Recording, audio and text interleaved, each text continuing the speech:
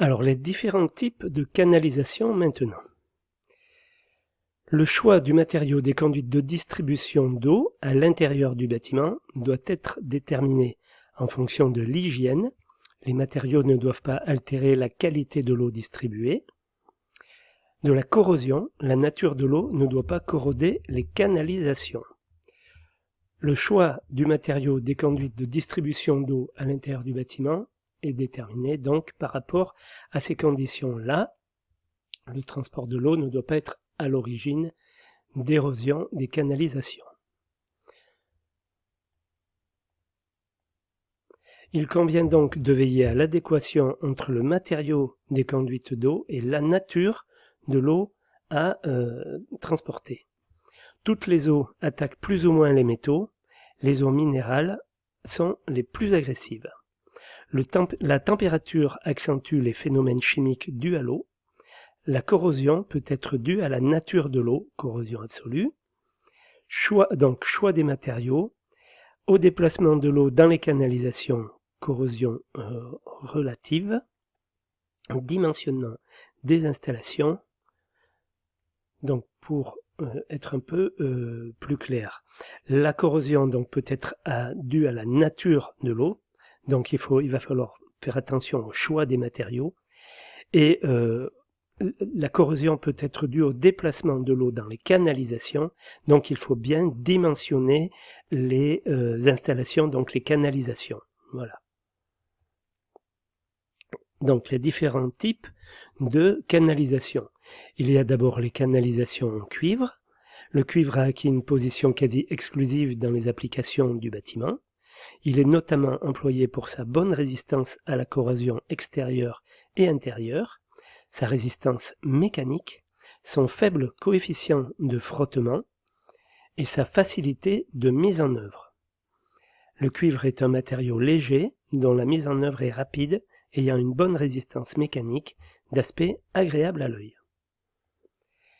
La préfabrication des réseaux de distribution d'un logement en entreprise peut se faire avec le cuivre grâce à sa facilité d'utilisation et sa légèreté pour le transport. Son principal inconvénient est son prix, qui reste élevé comparé aux autres matériaux, que ce soit le PEC, le PER, le multicouche, etc.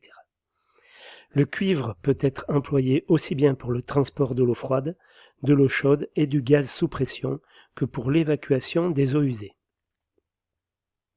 Donc il y a d'abord le cuivre écroui et le cuivre recuit.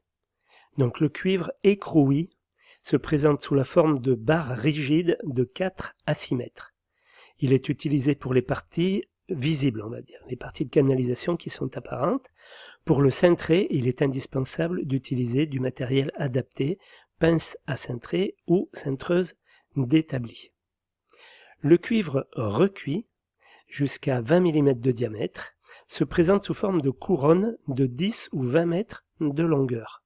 Manquant d'esthétique, il est utilisé là où on ne le voit pas. Il est très facile à mettre en œuvre. Les tubes cuivre peuvent être présentés revêtus d'une gaine isolante et de protection de type 8Q, par exemple, le type VQ, ce que vous voyez en photo là. Employé en eau chaude, pour les encastrements et pour les vides de construction, donc les faux plafonds, les choses comme ça, et les vides sanitaires par exemple. Le travail du cuivre se fait soit en le cintrant à chaud pour les gros diamètres, soit à froid avec une pince à cintrer, un ressort à spire jointive, soit en utilisant des raccords à souder. La soudure entre les différents éléments est faite à l'aide d'étain ou, dans certains cas, avec de l'argent.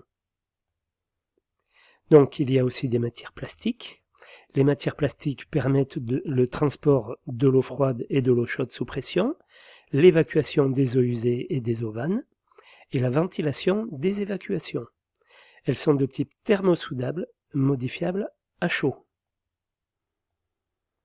Les matières plastiques sont légères, faciles et rapides à mettre en œuvre, à un prix intéressant. Elles sont d'autre part insensibles aux courants vagabonds et à la corrosion. Elles ont l'inconvénient d'avoir un coefficient de dilatation élevé, ça c'est un problème, et d'être sensibles aux températures élevées. Le PVC est conditionné en barres de 3, 4 et 6 mètres de longueur.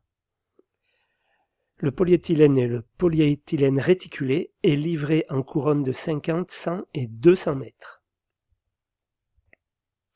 Alors le polychlorure de vinyle, le PVC, est utilisé pour le transport de l'eau froide, de l'eau chaude, PVC chloré, sous pression. L'assemblage se fait à l'aide de raccords en plastique, coude, T, réduction, par collage. La pose peut être apparente, encastrée ou enterrée. Le polyéthylène PE ou PEHD, utilisé pour le transport de l'eau froide sous pression, de couleur noire en couronne de 50 à 100 mètres, assemblé par raccord métallique ou plastique, le polyéthylène ne se colle pas.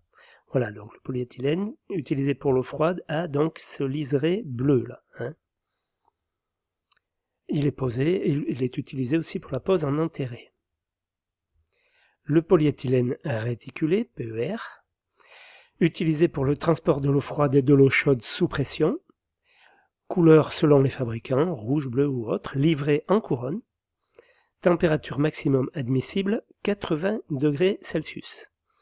Assemblage par raccord mécanique et virole ou à sertir. Pose encastrée sous fourreau et d'engoulotte.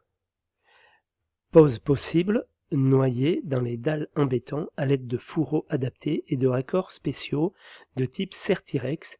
Voilà les principaux types de canalisation, qui sont employés, de matériaux qui sont employés pour les canalisations.